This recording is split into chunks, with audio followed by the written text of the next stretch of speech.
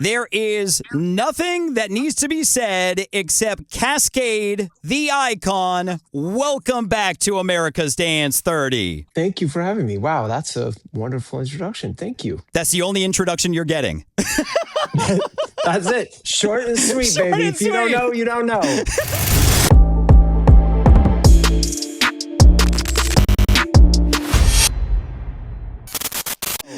It is so great seeing you again, Ryan. We're going to be chatting all about your latest smash, Vision Blurred, coming up.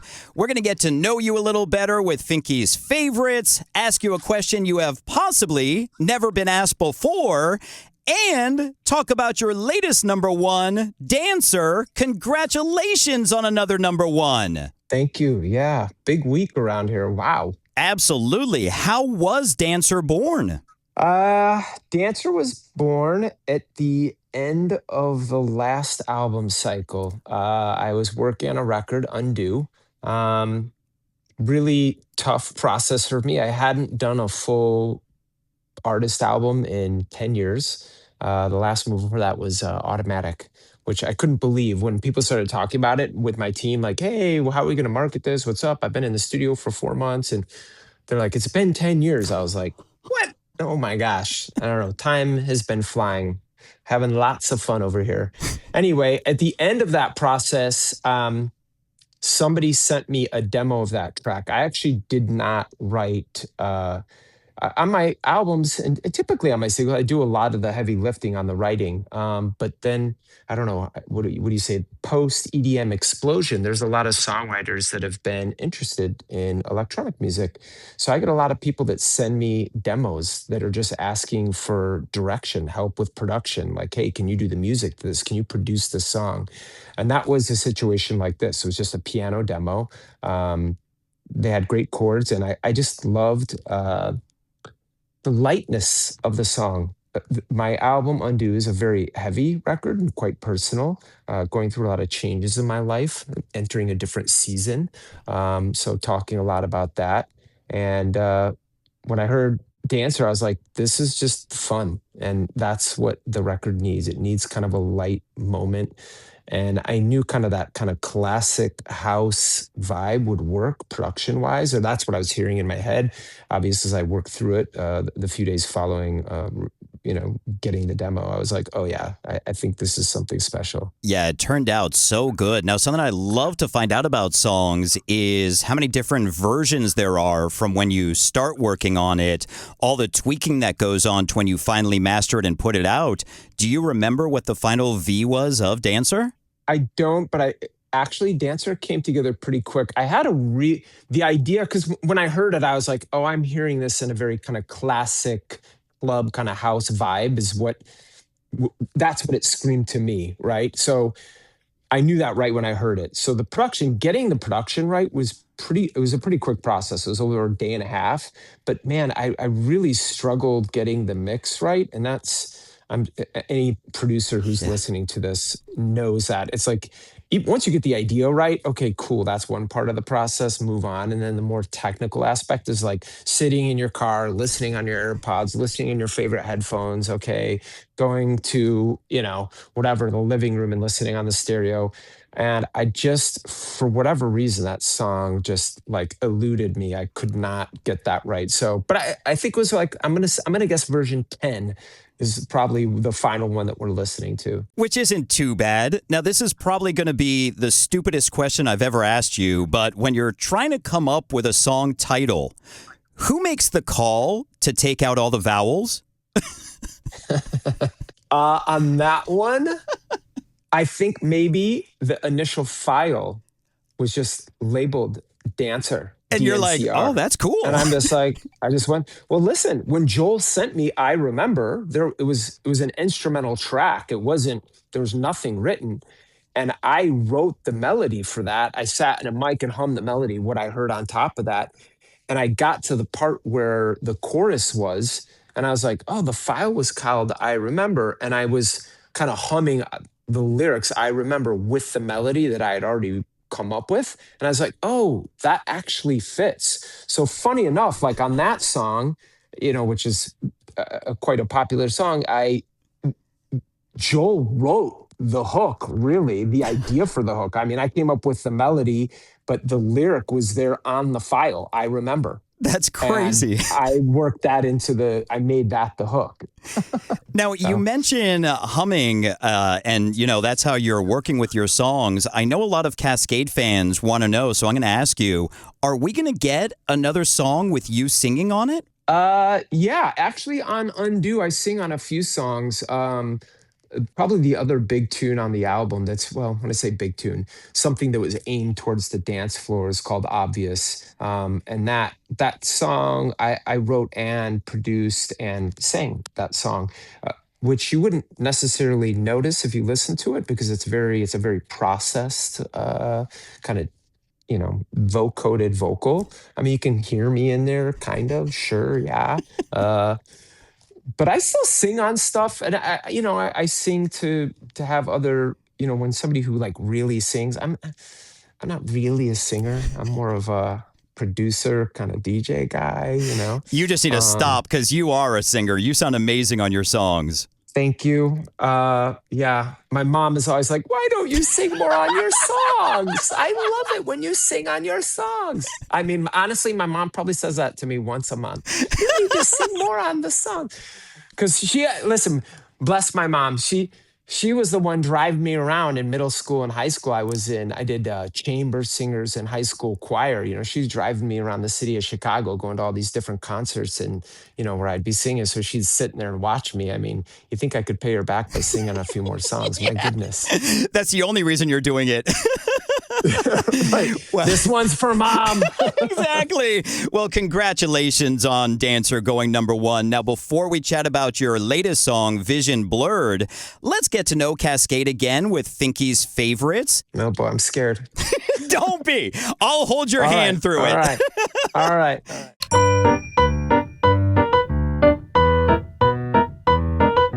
Now, you were talking about your album you gifted us at the end of last year with Undo, but I saw the reel that you posted talking about how hard it was to write music with all the noise going on. What is your favorite way to escape the noise? Me, no doubt, surfing. Never been. Oh man, aren't you down there in Florida? I am. I know. You have it. Listen, let me tell you something to help. Maybe that'll inspire you. I didn't really. Of course, when I moved to California, like every knucklehead, I bought a surfboard because I'm like, I'm in California. And then I discovered, oh, I still live like an hour from the beach. Then I moved closer to the beach and I went a few times, but with my work, I'm like gone all the time. I really didn't get out. It wasn't until COVID that I actually like legitimately started to surf. Like I was like, okay, we're not going back to work. I am going to do this every day for a couple of months and just see where I am at the end of a couple of months. And what I kind of knew that I would like it because I love the ocean and I love swimming and I love, sports activity and I don't know. And I love snowboarding and skateboarding. So for me, it was a transition, but I didn't really start until much later in life. Well, next time you're in Florida, we'll have to go to the beach. There it is. Sounds good. Now, you were just doing shows in Australia. You just did Sundance. Of course, you've been playing all over the world. But do you have a favorite emotion that you hope your fans leave with at the end of a Kaskade show?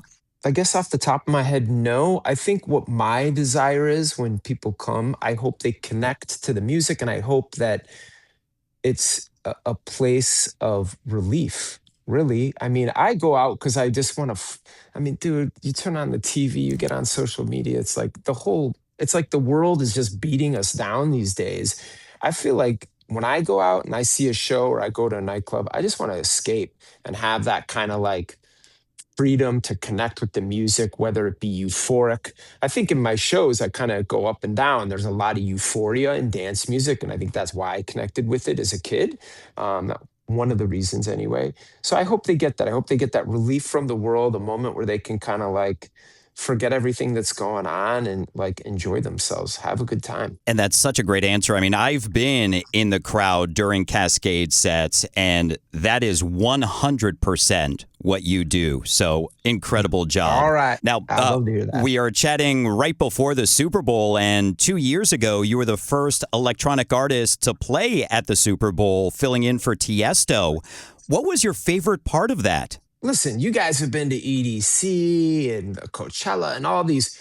I mean, the monstrosity and the pageantry of these events is just insane, right? And I think I had seen it all. I mean, I've been to Coachella probably, I don't know, 15 times. I've been to EDC 25 times. I don't even, it's like this is part of my life. But then when I went to the Super Bowl and I was just like, oh, this is a whole other thing.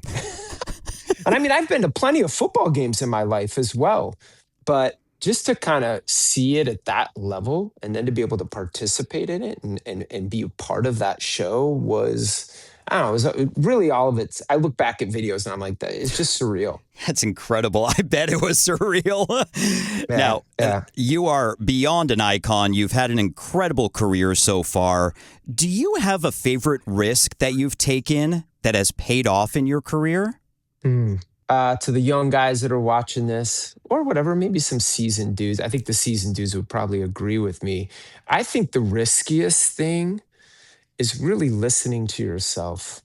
I think that's hard because, like, 1 week in this industry, the underground moves fast, right? And I mean, dance music has always been really latched and tied and plugged into the current of the underground. We move quickly. One day it's bass music, one day it's trap. One day it's, house is cool again for a minute. Oh no, trance is, it's just like it's this ebb and flow. And I think when you're an artist in that environment, it's easy to be like, oh, maybe I should be chasing this or I should chase that.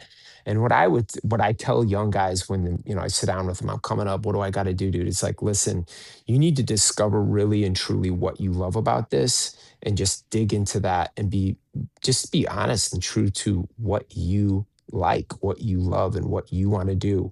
You can't be blowing around in the wind because I don't know. This sounds here today and gone tomorrow. It doesn't matter, man. Don't put all your, don't put all your chips on that one thing. Do what you like. Don't chase. And that's amazing advice, but it is so hard to follow that with all the noise in this industry. But I love that.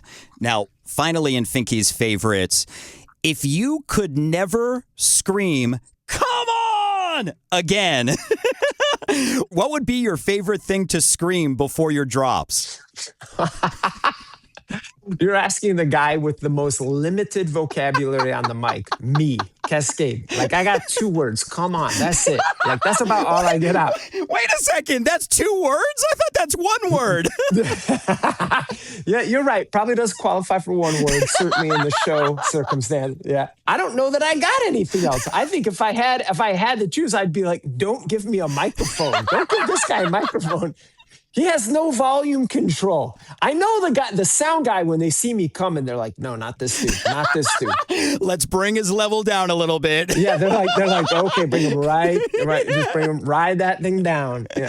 That is hilarious. Well, let's talk about your latest smash, Vision Blurred. How was this song born with CID and Anabel Englund?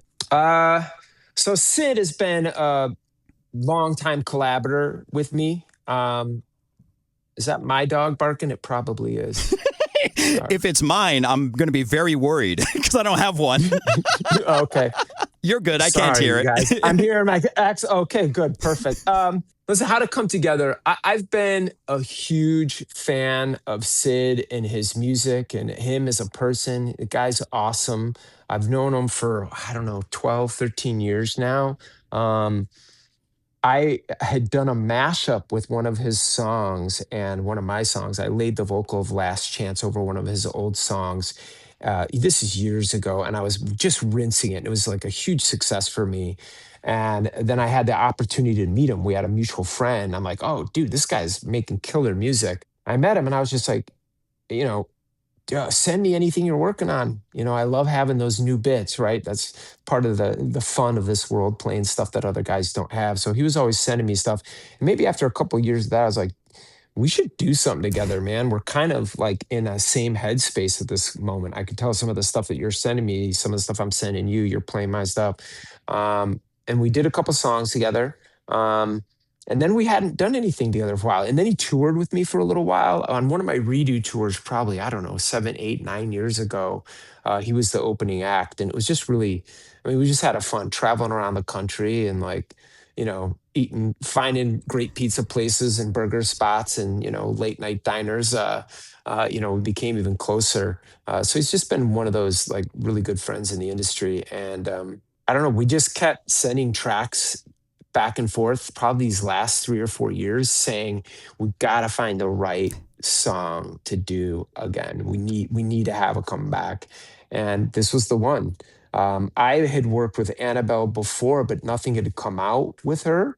I'd spent some time in the studio with her, writing with her and working with her. And just, it was that same thing. We both live here in LA. I would bump into her out and about. And just, sometimes you got to wait for that right moment for everything to come together. And Vision Blurred is that moment. It's such a great track. How long ago did you guys start working on it? Well, I think Sid told me he recorded that vocal with Annabelle for this song. I want to say like 5 or 6 years ago. It was just sitting on his hard drive. And it's one of those things. And I always tell guys that I'm like, when you have an idea and it doesn't go where you want it to go, you save it and you put it in a file. Maybe you revisit it, 6 months later, 8 months later, 5 years later, and you're like, wow, wait, there's something there. This happens all the time. I pull it up and I'm like, whoa, no, there's something there. All I have to do is tweak X, Y, and Z and I can make that work. So he pulled it back up and was like, there's something here, sends it to me. He's like, what do you think? And I'm like, bro, this is magic. I think I've been trying to get a song with Annabelle forever. And he's like, no way. He's like, dude, this is the song. I'm like, this is fully the song. Cause he was kind of like, I don't know. And I'm like, no, dude, this is it. Let me have this for a day, stem it out, send me the parts.